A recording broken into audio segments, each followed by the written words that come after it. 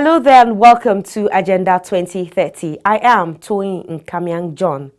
On the program this week, we will bring to you reports on the recent visit by President of the United Nations General Assembly and the recently concluded UN Global Festival of Action, an interview with one of the winners. The importance of gender balance to the achievement of the goals of the 2030 Agenda was again brought to the fore during the historic visit of the President of the 73rd United Nations General Assembly, Her Excellency Maria Fernanda Espinosa Garces, to Nigeria recently. In a paper she presented during a meeting with a cross-section of women leaders and other stakeholders at the National Center for Women Development, Abuja, titled The Role of Women and Girls in the Achievement of SDGs, including Sustaining a Peaceful Society. The August visitor said women's participation and inclusion in different sectors of the economy is highly critical to the attainment of the Sustainable Development Goals. The 2030 Agenda for Sustainable Development offers opportunities to bring transformative change in women's lives while reducing inequalities between genders to ensure no one is left behind. Women are generally affected by all 17 goals of the SDGs, therefore women and girls are key players in achieving each of the goals. It has generally been accepted that Goal 5, Gender Equality, with targets focusing on empowering women and girls, is an accelerator for progress in all the other goals of the 2030 Agenda. President of the 73rd United Nations General Assembly, Her Excellency Maria Fernanda Espinosa Garces, while asserting that there is the need to continually make the call for the full inclusion of women and girls in the effort to achieve the SDGs, said that despite feats achieved, women are still very well behind in various targets of the SDGs, adding that the margin is greater for vulnerable women, women living with disabilities, and women in rural areas.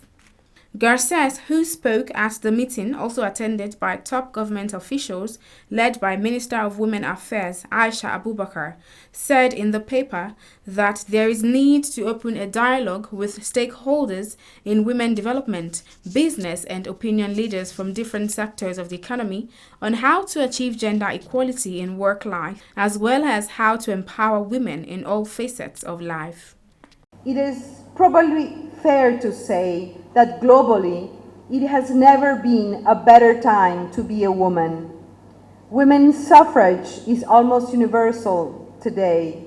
The percentage of female members of parliament has doubled over the past 20 years to just under a quarter worldwide. Over 170 countries have ratified the International Labour Organization Equal Pay Convention, and women in power are no longer a rarity, and the audience here is a proof of that. It is fantastic that you have a female senior special assistant to the president on the SDGs. I think this is a great example. At the United Nations, I am proud to be the fourth woman and the first from Latin America and the Caribbean. I am a very proud Ecuadorian woman to hold the position of President of the General Assembly, but only the fourth in 73 years is not good enough, isn't it? Okay. But it is also a sign of how much still needs to be done.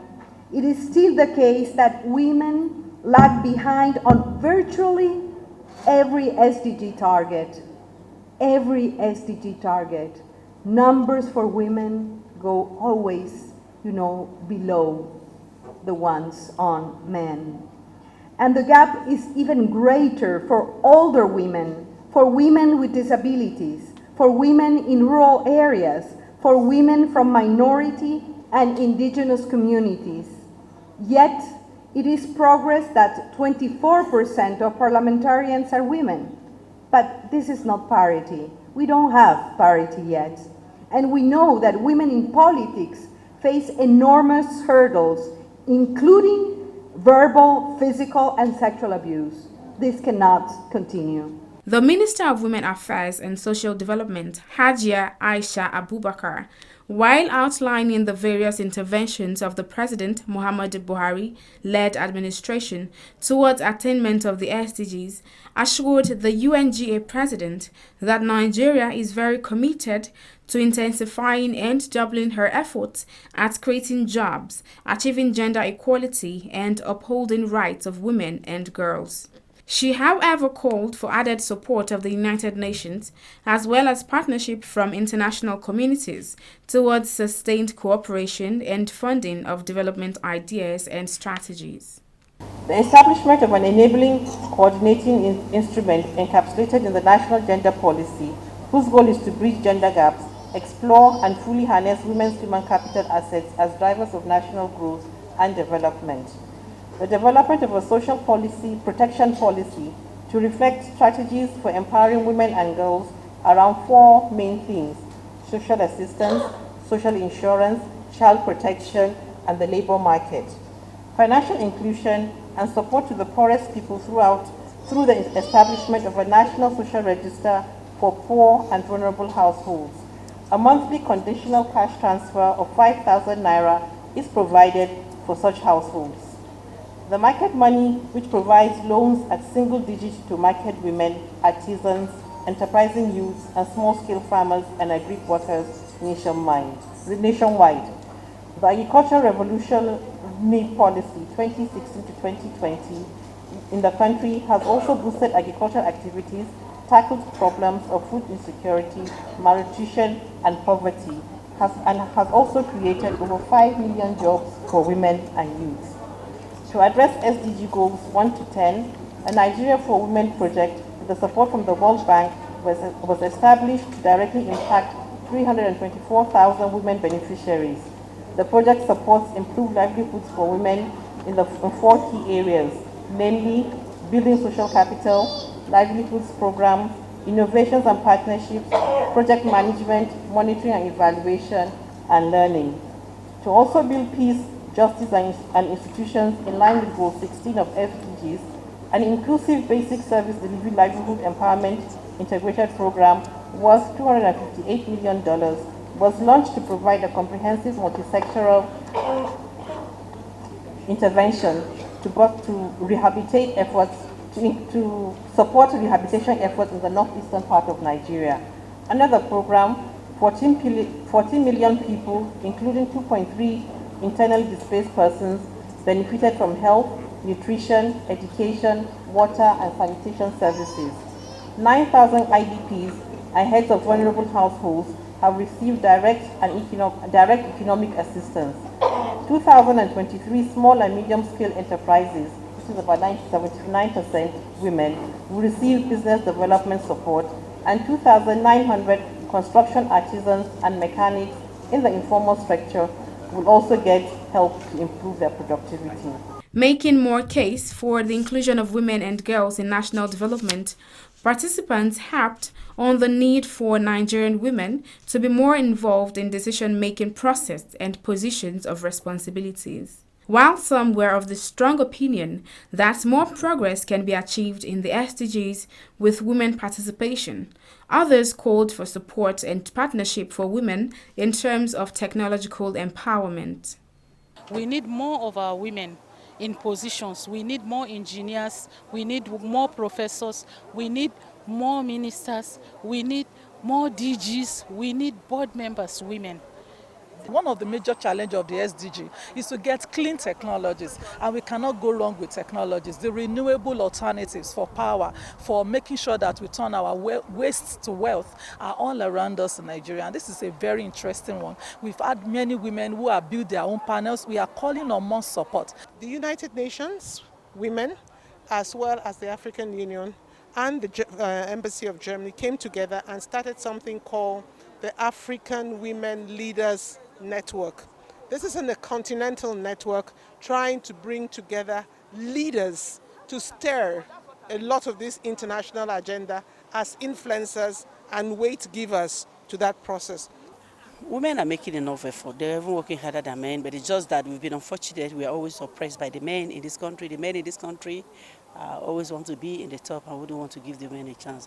But I think it's high time we take a drastic measure to make sure we take our position in the society.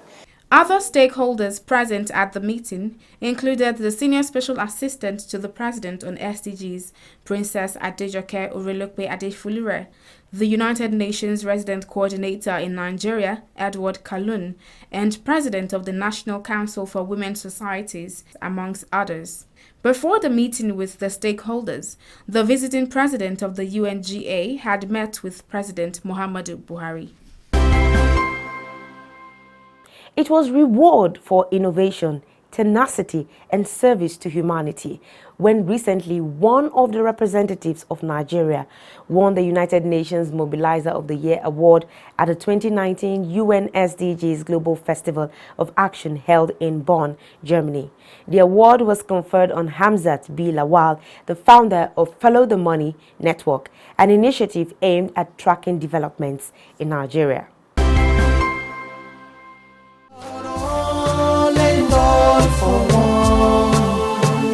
We stand united through it all as one. We'll keep marching hand in hand. We'll leave no one behind. One for all and all for one. One for all and all for one.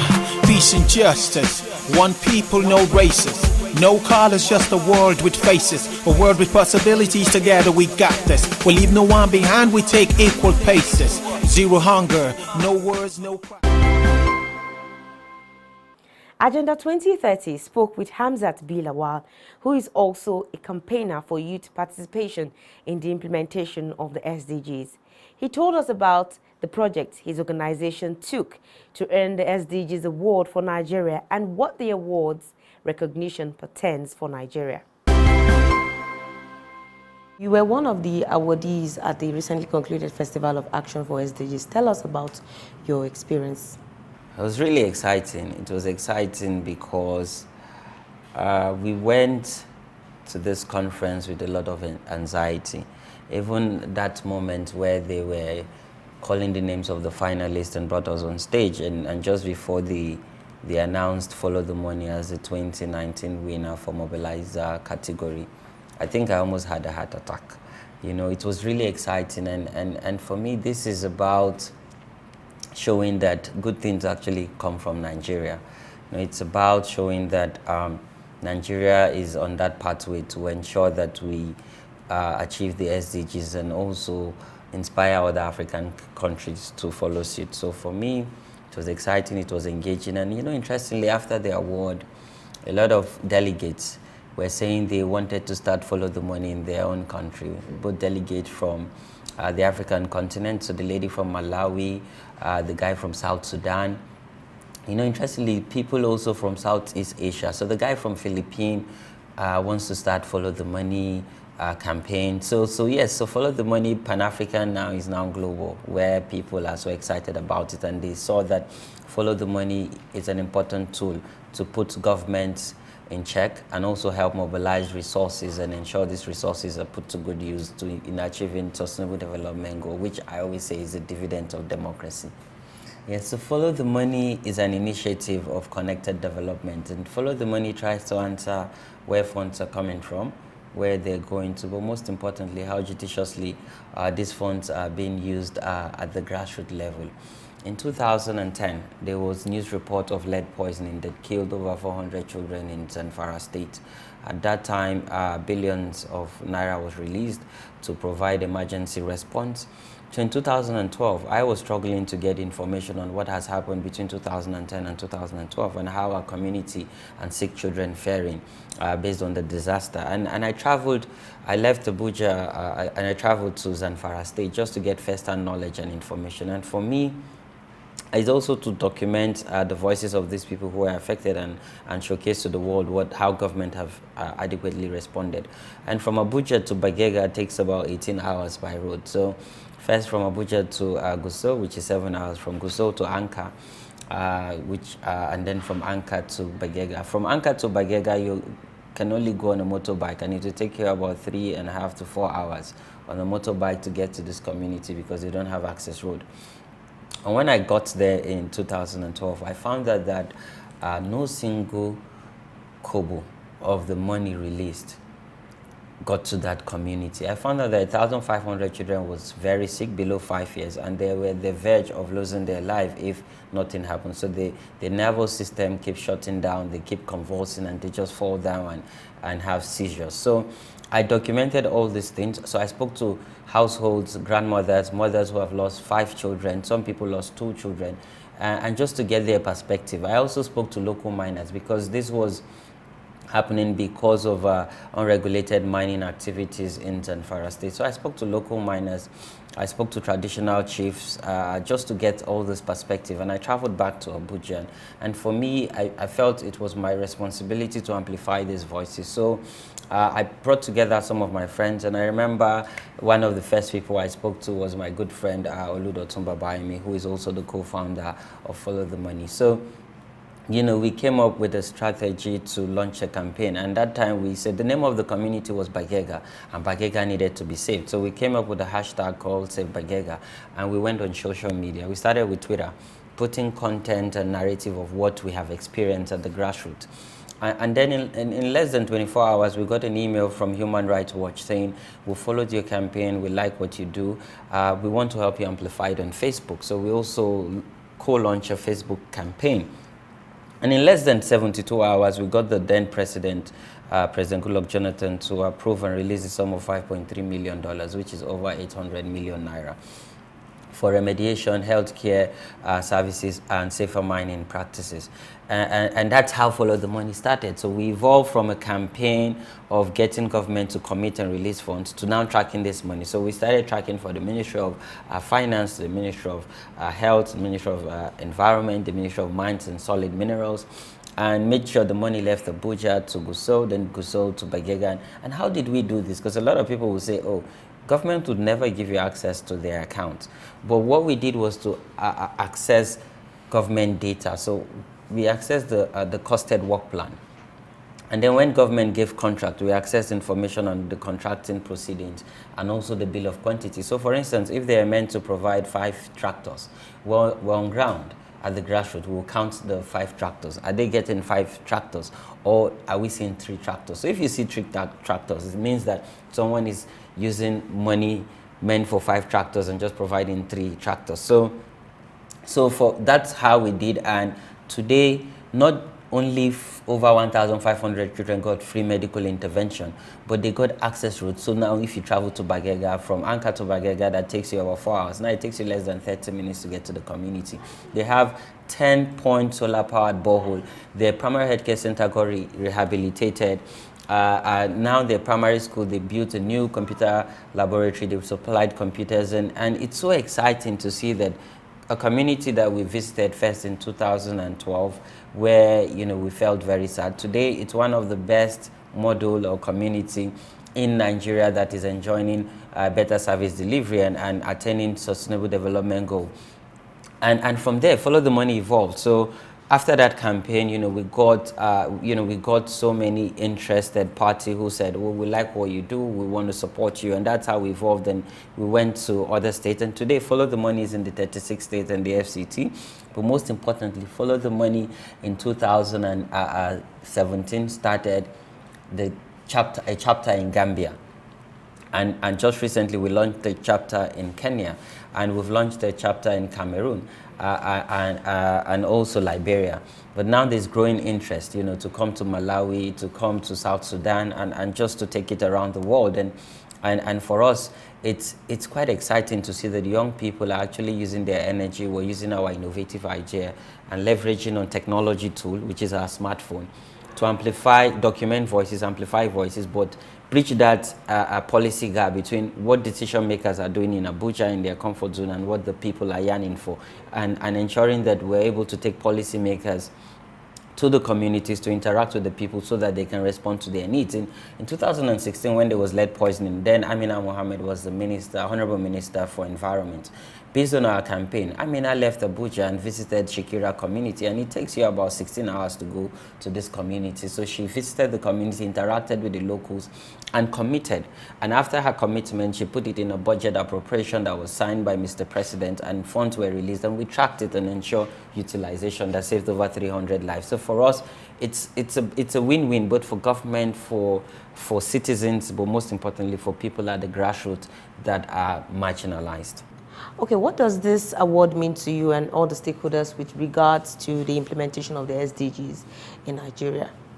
For me, this award is quite exciting. But as much as it's exciting, I'm always pitching myself not to get carried away, because we've not achieved our aim and objective. And even as a country, we need to do more to achieve the SDGs. But I believe this recognition and this award have put Nigeria on the global map, where we can also share lessons and collaborate across board.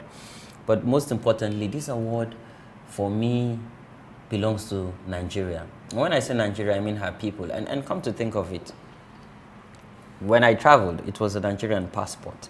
And when you talk about Follow the Money, it's a homegrown initiative from Nigeria. So this award first is to the Nigeria as a people, but most importantly also to the demography, which is young people. So it shows that if young people put their hearts to something, we can actually put Nigeria on that positive global map and make the world see that truly we have something to offer.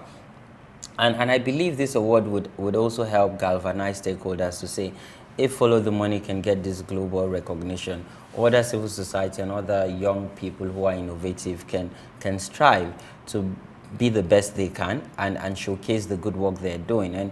And for me also, I'm personally committing, as me and as my organization Follow the Money, to invest more in innovative young people, where we would provide capacity enhancement. A lot of young people in Nigeria are doing amazing, but I think one thing they've not done well is telling a compelling story and sharing to the world what they do. One thing we're good at is using technology tools to amplify what we do. Like, we're very good at it, and I believe if we can mobilize more young people, organize them and educate them, then the world would see Nigeria for what it truly is, which is about innovative, bringing about solutions and trying to achieve the Sustainable Development Goals. So for me, I believe we're on that pathway. As much as there's a lot to be done, but I believe better coordination and better data around government responsiveness and what is obtainable on the ground. I think in 2030, Nigeria would be proud and will raise our shoulder high that we all play our significant role in getting us there. What goals of the SDGs are you passionate about?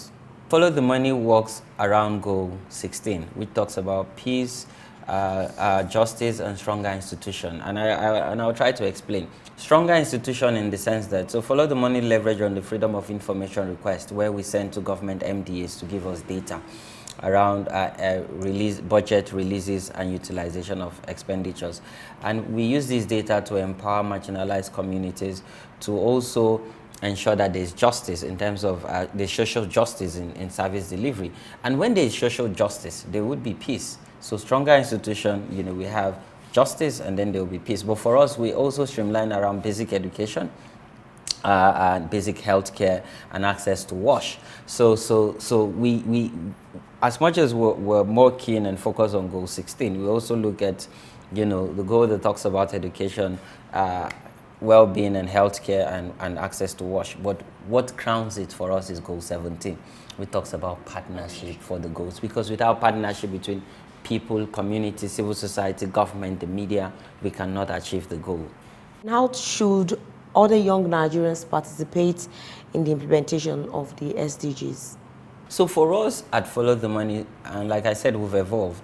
Today, Follow the Money have a dedicated membership of over 5,000 young people, both male and female, across these 36 states. And for us, it's about mobilizing them and organizing them on a platform. So we have a platform called ifollowthemoney.org, where we build capacity. We always organize boot camp, share knowledge, share ideas. But on this platform, now we're mobilizing government people. So we have the governor of Kaduna State who have signed up onto this platform. We have, the chief executive of NAITI who is on this platform. And the idea is to share knowledge, share information, and activate government people to respond to the needs of community while sharing information on how government is being responsive.